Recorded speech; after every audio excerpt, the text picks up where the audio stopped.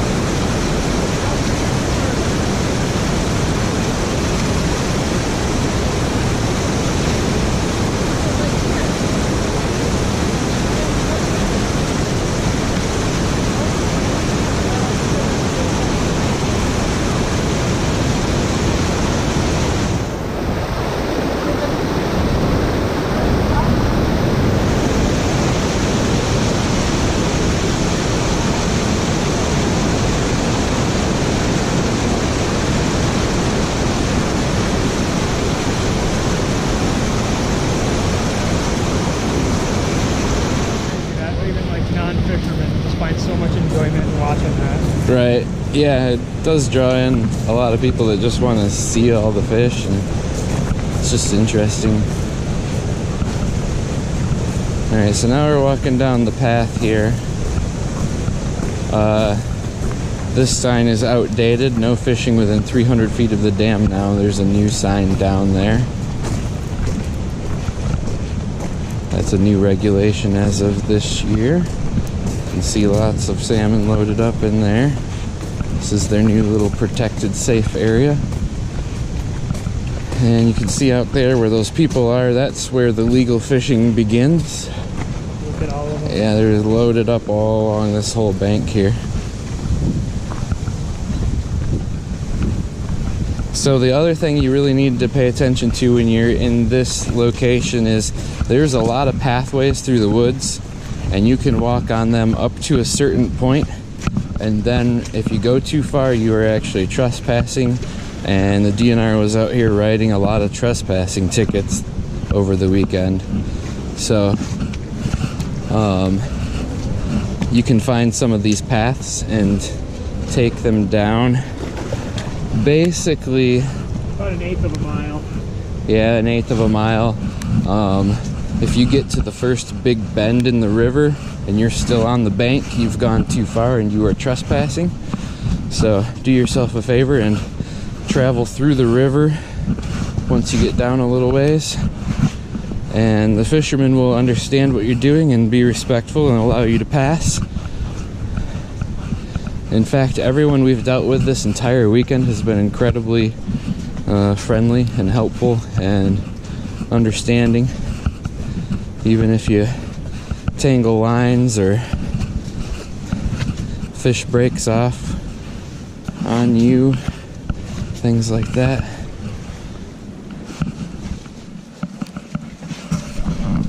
Alright, so that sign that warns you about trespassing is somewhere just up in here. So this is kind of generally where I try to get in. There's a bunch of people fishing right there though, so we'll walk down a little farther.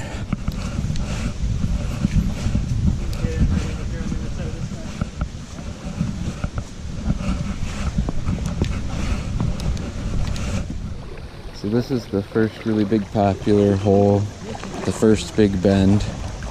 This whole stretch all the way down where you can see all these people is a great spot. However, it's very crowded usually. So only if there's not very many people around have I fished this hole. I'm gonna push down farther.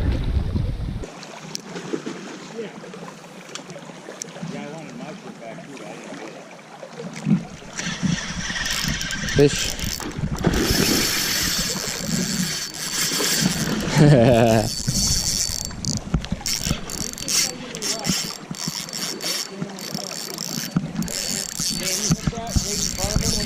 Yeah. Just to the right of him.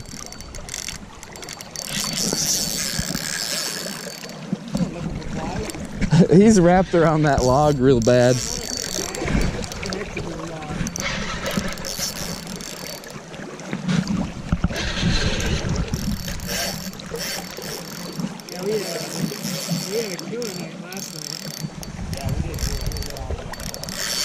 There was like nobody. We didn't even come down this far because there was nobody up there.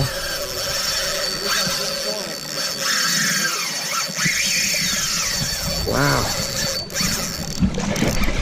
Coming down, guys.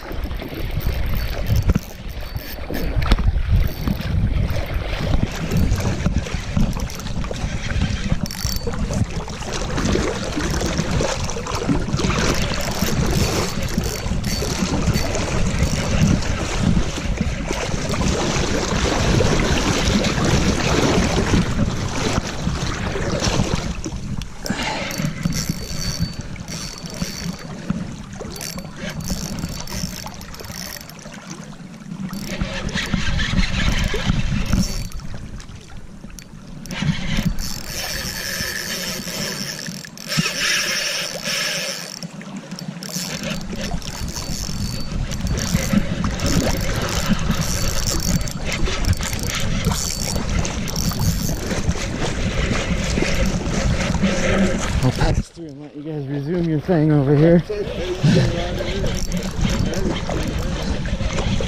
We'll see. It's got a lot of energy still, I think.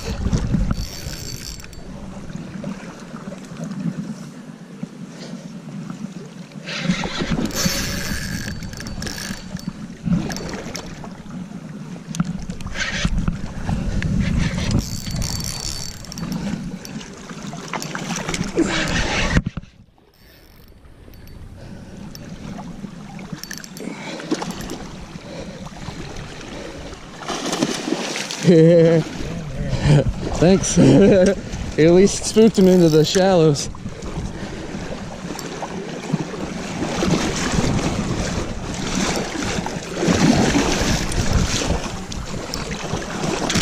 Oh, I broke it off. Alright, so I'm going to go over some of the finer details, including the regulations for the Betsy River, as well as the rig that we used and some common variations that other people were using, as well as some other general pointers for when fishing the Betsy River. So let's start with the important stuff. If you're going to use the outhouses, there's two of them. The one on the left has a lock on the door, the one on the right does not.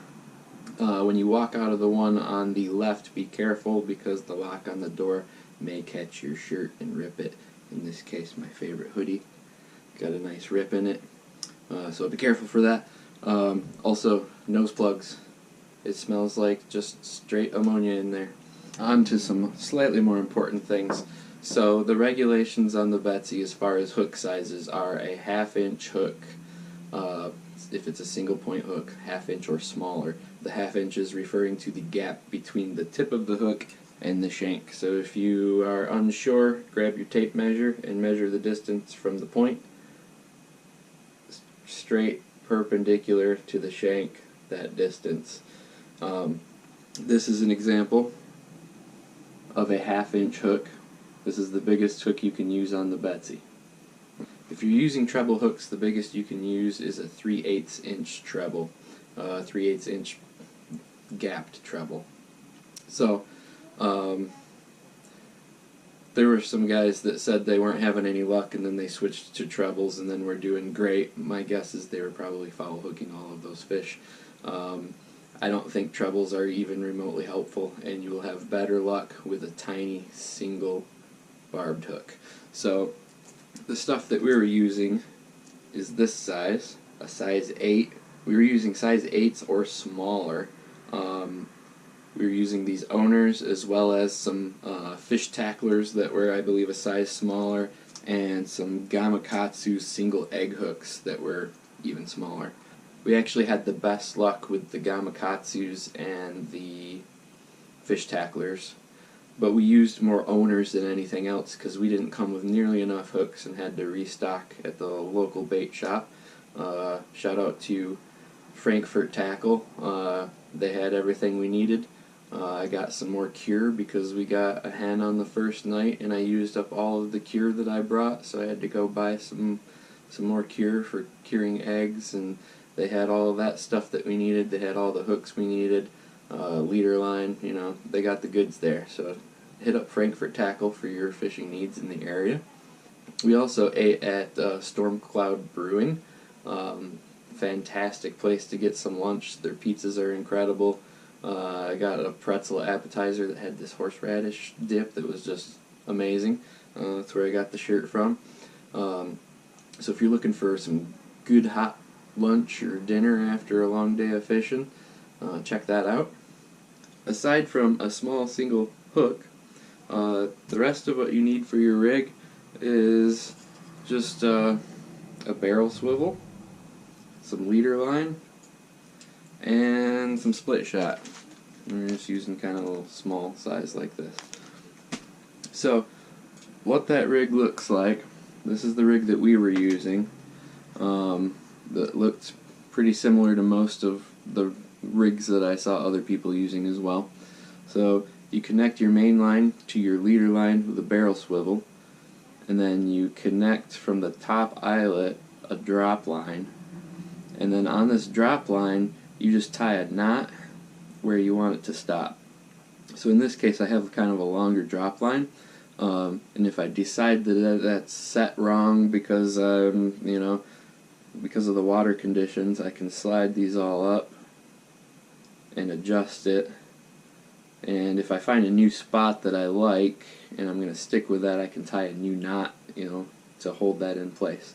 So this is adjustable. You can take split shot on and off as necessary, especially if you're working a stretch and you're in a deep hole one minute and then a shallow gravel bed or something the next or whatever. You're going to want to change the amount of weight that you're using depending on the current and the depth. So that takes a little playing around with, and I think that was maybe our biggest struggle at first, was just getting used to getting the right drift, that kind of thing. Honestly, our biggest issue was losing fish in log jams. We lost so many fish while we were there. I estimate we each hooked into about 100 over the course of the weekend. So that's the whole rig, other than this leader line down to the end where the hook is, and we were putting spawn bags on the hook. We used some floating spawn bags and some regular spawn bags. Got plenty of hits on both. We used chartreuse bags and orange bags. Got plenty of hits on both. I think my preference was the non-floating orange bag, or at least that was the fish's preference. That's what they really seemed to eat. So that's the rig. Like I said, most people are using a rig like this. Some people are using kind of a variation where you use a regular snap swivel and you tie your main line and then your leader line, and this just drops below, and then you can clip a little weight on and off, and if this is the wrong size then you just pop that off and put a new one on. I saw a decent number of people with a rig like that. There were a few people float fishing, bobbers. I think the Betsy's a hard spot to float fish. Certainly can be done, and I wished that I would have had my float set up on the last day with the hole that I was in, because it was perfect for it, and I think I would have done actually better. But hindsight's 20/20. We were using not the most appropriate rods, but just to prove the point, I was using a 6.6 medium action rod. Not a legit salmon rod by any means, but it was a sensitive rod that I liked, and I like that for drifting, having a good sensitivity so you know what you're feeling. Yeah, me and my buddy both came with more appropriate rods, but we had them rigged up for float fishing. We did some float fishing on the Platte while we were there, so we just left those rods rigged up that way. I used my 6.6 medium, he used his 7-foot medium. It got the job done. I think we would have lost less fish with like a 9 to 11 foot moderate action rod that had some flex to help absorb the shock. Also, after the first day, my reel drag was getting a little choppy from the abuse of fighting several kings, so I had to set my drag really light and tighten it throughout the fight to ensure that I wouldn't lose fish. And I probably wouldn't have had to do that as much with a longer, not quite to you yet, but softer yeah. rod. The leader line that I was using, I think I got it out of there. we were using a 12-pound P-line fluoro clear. So this is like a fluorocarbon or a fluorocarbon coated. We probably would have hooked into more fish with a lighter leader line, but we were breaking off plenty often enough on these kings, so we stuck with the heavier line so that we would have a chance at landing them instead of just hooking up over and over and over and losing fish constantly, which is kind of seems to be the norm on the Betsy. You see a lot of hookups, and you see a lot of lost fish, and you see a lot of guys with nets running up and down the river trying to land people's fish because you can't horse them in when you just break them off. You just gotta let them go where they're gonna go and try and gain their own back. Alright, so another thing I want to just draw brief attention to is a reminder for people to clean up their trash. It's been a major problem on the Betsy for a while now. And it's, you've seen a lot of people vocal about it on social media and whatnot. So be prepared. I know if you get a limit of fish and you're hauling that limit of fish back up the river, that's a lot of work and it's not easy to do. And you might be tempted to just leave a few things behind because you're running out of space. Well, you know, be prepared for that. Come down with some extra space in your tackle bag or whatever. Travel light. You know, bring a pill bottle to keep your cigarette butts in. You know, things like that. The Betsy is an extraordinary, beautiful river with an amazing salmon run, and the more we can take care of it, the better it'll be for future generations. On that note, you know, a lot of people consider this rig that I'm talking about to be a flossing rig or a snagging rig, and whatever. There's a whole politics behind salmon fishing and whether it's snagging or it's not snagging, and people have different opinions. It's like politics. Believe what you want to believe. The law is that if the hook is inside of the mouth, it's a legal catch. That being said, over the course of the weekend, I certainly developed the ability to tell the difference between a foul-hooked fish, a flossed fish, and a fish that bites. When you get the fish that bites, it just takes off instantly. Most of the time. The flossed fish, you can tell because you feel it and you're like, oh, there's a fish on my line, and then you know, tighten up whatever slack you have and there's a fish on. So sometimes that fish is hooked in the mouth, sometimes it's hooked in the, you know, the dorsal fin or the tail fin. For your sake, hopefully not the tail fin, because wow, trying to land one of those things is just ridiculous. I generally just try and break it off or whatever. I mean, it's just basically impossible when they're hooked in the tail. So,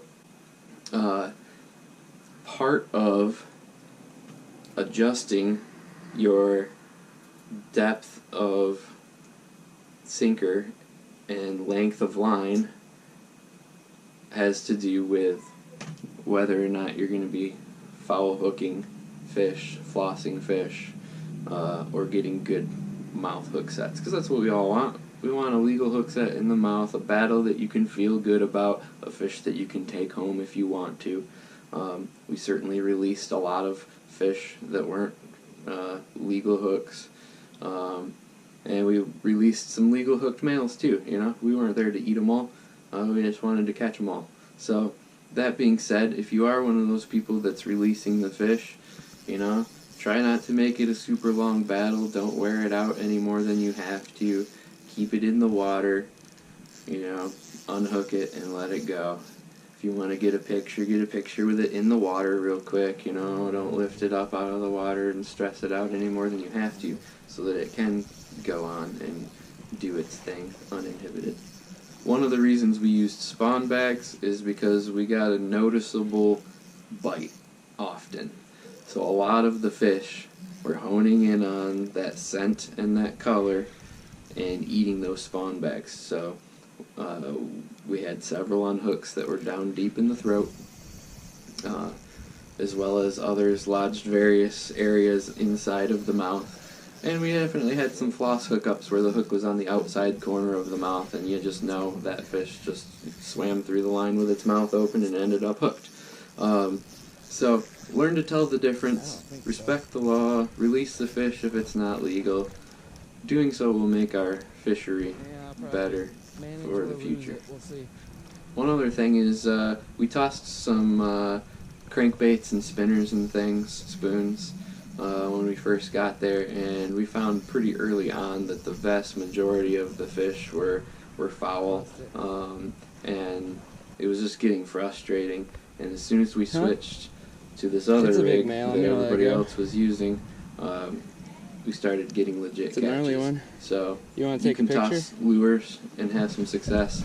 In our previous trip a couple of years ago, we primarily tossed lures. And we were getting fish to hit thunder sticks, but we definitely foul hooked the majority of the fish that we got into when using lures, as opposed to this drifting rig, which people call a snagging rig or a flossing rig, when in reality it's a much more ethical option than ripping big treble hook lures across the backs of fish all day long.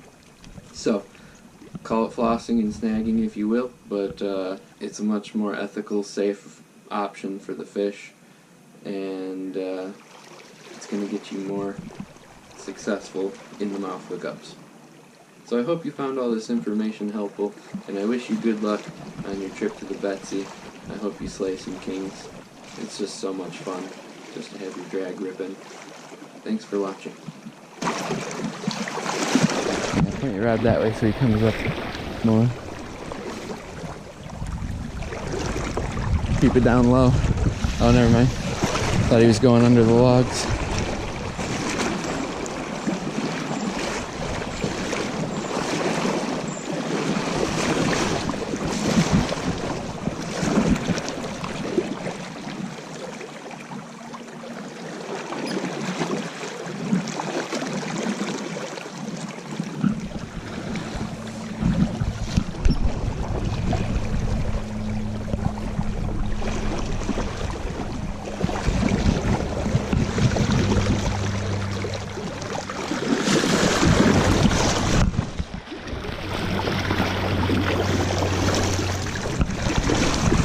I almost fell in the hole.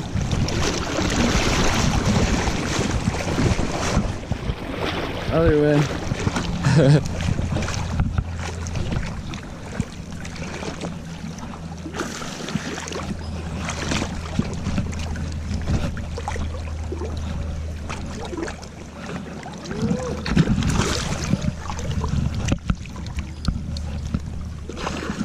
Shit.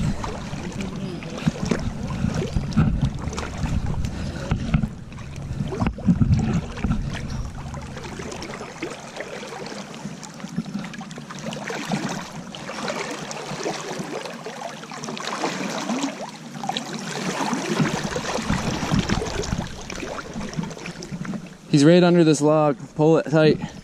He's gone.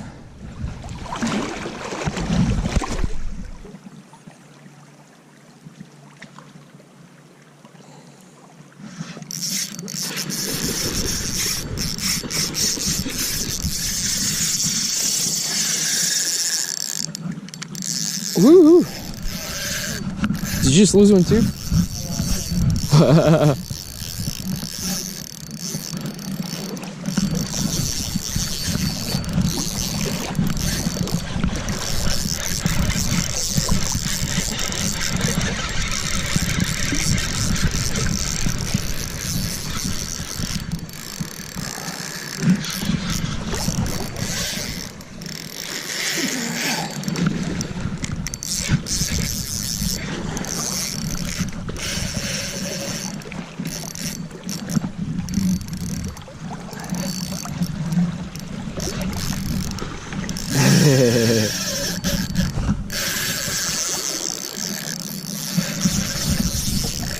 Yeah. Spawn back. They really do. We've been hooking into them quite a few. Huh? I haven't landed one today, but we've landed, I think, yeah, we did pretty good yesterday.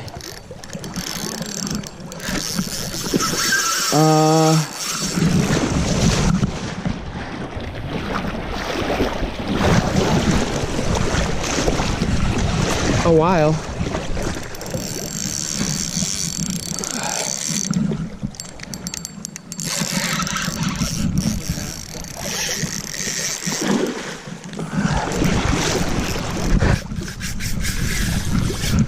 Oh! My rod tip got caught on that branch.